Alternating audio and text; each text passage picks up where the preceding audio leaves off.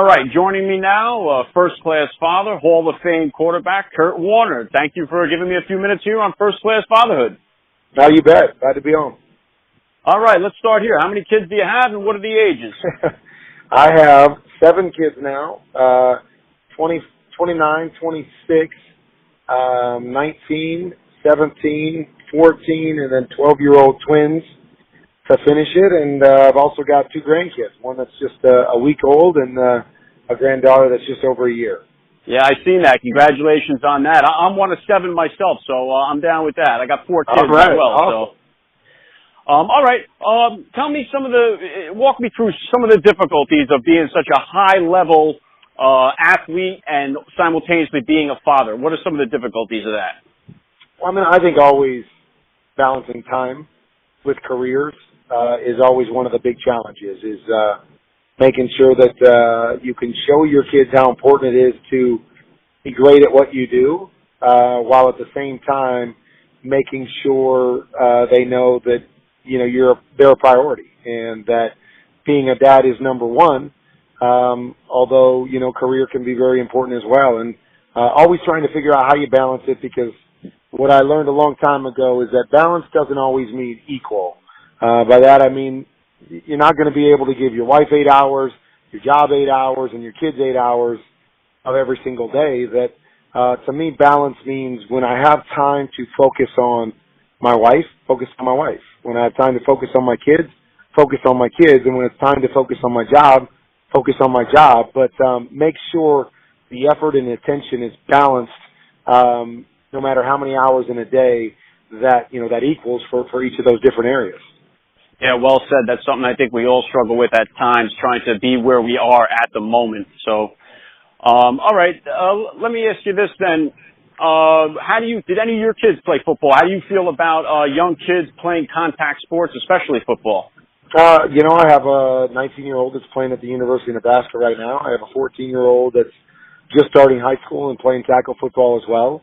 And it's a tough question, because I love the game. I love what the game taught me. I love what the game's brought me and brought my family. I wouldn't trade any of it for anything. But that's with a helmet on. When you put the helmet on, that's my perspective. When I put the father hat on, there's different ways I look at it. Is that I want them to do what they're passionate about, what they love doing, and I'm going to support that at all costs. But I also understand the risks that go with playing football, and none of us ever want our kids to be put into a situation where they're at risk, and it doesn't matter what it is. You put them in an environment with people that you're not comfortable with. You put them in a car when they're age 16, or you put them on a football field where there are inherent risks. I think we all want to try to protect our kids from those types of things. But they choose to play. I definitely support them. I've actually coached my kids. But that's one area that I make sure that if my kids are playing, I am heavily involved. I'm, very conscious of what's being taught, what happens to them in every practice and every game, so I can communicate, and we can communicate if, anything ever happens. If they ever suffer a concussion or some kind of injury, that they're always communicating and letting me know what's going on. And if they're not, I'm right there to be able to see that they're just not acting right. That something doesn't seem right, or that hit there, we need to make sure we check somebody, after that. And so I try to make sure I'm very hands-on with the football process, because I do understand those inherent risks that are definitely going to be there with tackle sports. Have you had the opportunity to coach any of the kids, or do you do more of that from the sidelines? No, I do coach them. I have coached, I've coached my kids almost as long as they've been playing. I'm coaching at the high school now where my son plays. I coach my other son all through high school. So like I said, when it gets to that level and you're playing competitive, physical tackle football, I want to make sure that I'm either very, very comfortable with the people that are coaching my kids, or I'm hands-on and I'm there so I can monitor and watch everything that goes on from what they're being taught to what may happen physically to them throughout the course of a practice or a game. Okay, well said. Yeah, let me get your opinion on this because it's something that all dads, I know myself concerned, my kids, my oldest is 12, he's just coming into it now. Social media, how do you kind of feel? Is there a way that you monitor social media, or what are your opinions on it, and how can we address that with our kids? Well, I mean, I think, anytime you have responsibility, whatever that is, whether it's responsibility for your actions, responsibility for the words that you put out there, the fact that something you put on the internet will last forever, and it will have, far-reaching consequences. I think with that responsibility comes two sides of a coin. It gives you an unbelievable platform to impact people and make a difference positively, while at the same time, because of that freedom, it also gives you the incredible opportunity to, especially when you're a young kid that makes mistakes anyways, to make viral mistakes that can hang with you for a long time. So I love social media. I think it's a tremendous platform, but I think you have to be very conscious and aware of how it can be used for and against you. And, you got to make sure that you're using it for yourself. That means think before you tweet, before you post videos. That means maybe ask someone else how they would read or take something that you put out there, because sometimes you can have one intention, as we all know, via text or via Twitter, and everybody can read it a completely different way. So I think it's very important to make sure you monitor that and have checks and balances and make sure you hold yourself accountable, because you don't ever want to put anything out there that was unintended or that you didn't see from a particular light and have it follow you, into the future and maybe even prevent you from being able to accomplish things that you want to accomplish. Awesome. Let me follow that up, because I know one of the tweets you put out there yesterday, give me your opinion on the players that are protesting during the national anthem, and what kind of effect does that have on the kids, what they're seeing from that? Well, again, I think anytime we're put in a position of responsibility, position of power, influence, we have to always understand that our actions are going to be seen, are going to be emulated, are going to be critiqued or criticized, whatever that may be. And so, I think we have to understand that first and foremost. As far as the players that are kneeling, I am one that I think it's extremely important in life to always try to put yourself in the other person's shoes instead of simply always making your opinions known from your point of view or from your background. And so, these situations with the players kneeling, I think that the worst part is that it's taken on a different narrative that I've not once seen a player speak about. This idea that it's a protest to the national anthem, it's a protest to our military and our servicemen and women. I've never heard a single player say that. Every person that I've heard talk about it is saying we're taking this stand or we're taking this knee as a means of drawing attention and using our platform to try to do something and create change in the areas of racial equality and and those types of things. And so I think that's the first problem, is we've changed the narrative and made it into something that it's not. I think the other part is that we all have to stand up and say, okay, I may not agree with the means by which they do it, but I can't sit here and judge someone just because I wouldn't do it. That doesn't make it wrong. That doesn't mean it's something they shouldn't do just because I would choose something different. If you were choosing to say, I don't agree with what they're standing up for, which is the social equality and the social injustice if you said, well, I don't agree with that. I don't want to fight for that. That's one thing. You can have an opinion on that. But when it comes to, hey, I agree with what they're making their statement for, I just don't think they should do it that way. Sure, you can have that opinion, but we all have to choose how we want to stand for anything in life, how we want to, to discipline our children, right? How we want to go about our jobs, the way we want to carry ourselves from a character standpoint. When we see an injustice, how do we handle that? what do we want to do in that situation? When we're walking down the street and we see something happen that, in a normal setting we would stand up for and stop, in that setting, do we do the same thing? Or do we choose to say, well, it's not my place there, so, I'm going to walk away? I mean, we have decisions to make all the time about how we're going to stand for things that we believe are right or wrong, or things that need to change. And I'm not going to sit here and say, well, even though maybe I wouldn't do it that way, they shouldn't do it that way. If that's where the way they feel they can make the biggest impact on the biggest platform that they have, and they can, project it and say it and explain it with, the reason for their cause, I'm always going to back people in those situations.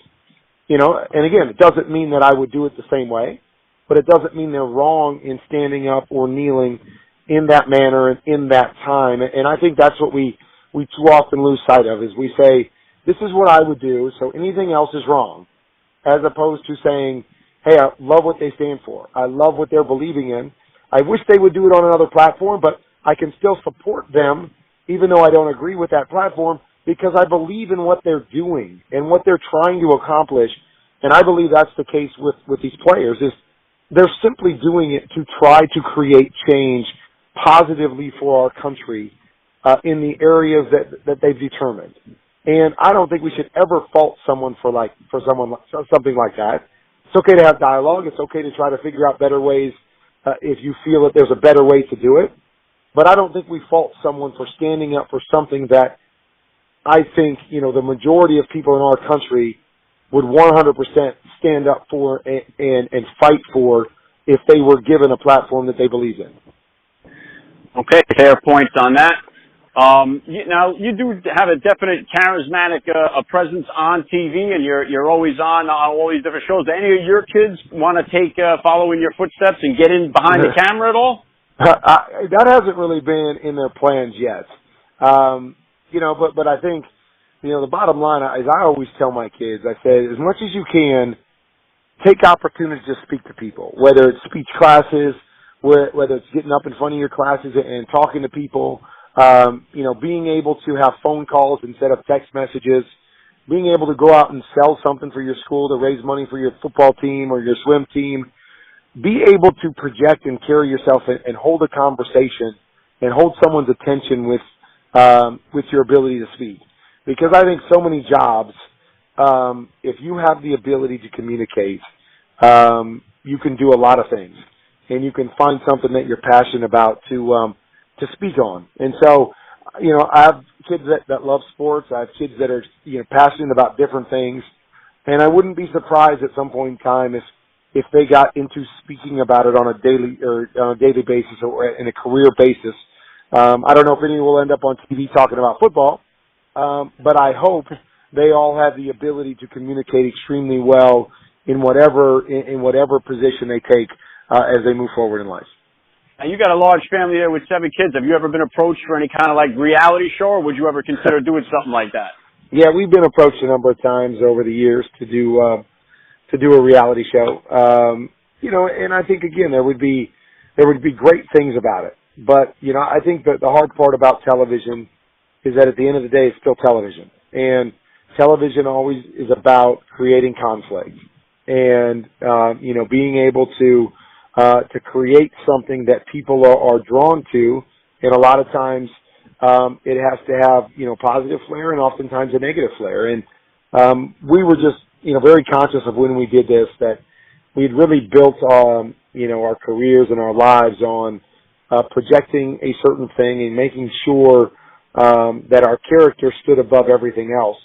And we were just concerned at any point in time that whether it's through editing or through the way that they were trying to draw the show, that it could take what we've built from a reputation standpoint and take it in a different direction.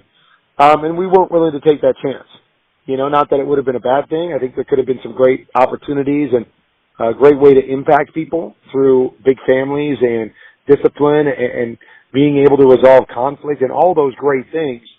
But again, when you're not in full control of something at the end of the day, it's always difficult to sign on, and especially when you're talking about your everyday lives, your children, your family, and things that are very much prized possessions, so to speak, to you. Yeah, I can definitely appreciate that. All right. Let me get your just last thing on this. I like to ask all the fathers that I get on the podcast, what type of advice could you give the new father or that guy that's listening that's about to be a father? I think the one piece of advice that I can always give is that there's not a book out there that is flawless in telling you how to be a parent, how to handle every situation, how to do everything right and make sure you handle all your different kids with different personalities and all of that correctly. That the one piece of advice that I would give and that I've found to kind of hold true is that regardless of how perfect or imperfect you are, or regardless of how perfect or imperfect your children may be, the bottom line is every day make sure that they know you love them. That regardless of where you've missed it or where they've missed it, that it doesn't affect the way that you love them, the way you feel about them, the way you will, go to bat for them in any and every situation. And I think that's the bottom line in our family is that my kids know every day that they are loved without question and that they have their two greatest advocates are going to be their mom and their dad, in every facet, in every way possible. And we're not perfect. We've messed up and had to apologize and they've done the same. But that doesn't make us waver in that unconditional love and the way we feel towards them each and every day. And I would say to any father out there, make sure your kids know that every time you go to sleep, every time their heads hit the pillow, that there's no question, that there's never a question in their mind how much you really love them. Wow, well said, well said. All right, what do you got coming up? Where can we look forward to seeing you? I know football season's about to start. Where can we find Kurt Warner this year? Yeah, I'm continuing to do the things that I've done the past few years. I'll be on the NFL Network, here and there, but definitely every Sunday morning on NFL Game Day morning with our cast of characters. I'll be doing the majority of the Monday night radio broadcast for Westwood One, local radio station. So if you're tuning in to listen to the Monday night game, I'll be doing it with Kevin Harlan. I think we do a really good broadcast, and it's a lot of fun. So those will be my Sundays and Mondays. Outside of that, I'll be continuing to do things with my foundations, the First Things First Foundation, our new endeavor, Treasure House, which is a community living facility for young adults with intellectual and developmental disabilities that we're opening actually this weekend here in Arizona. And I'll be coaching high school football, and I'll be chasing the rest of my kids around. And hopefully in between there, I'll be taking my wife on either date nights or date days and making sure that she gets some priority time as well. And no shortage of things to do, Alex, just always moving and shaking, and always love this time of year. Awesome, good stuff. I'm going to definitely make sure I put the link to your foundation in the description of this podcast, and I want to say thank you very much for giving me a few minutes of your time here on First Class Fatherhood. You bet. I appreciate what you're doing with the podcast, and I appreciate being on.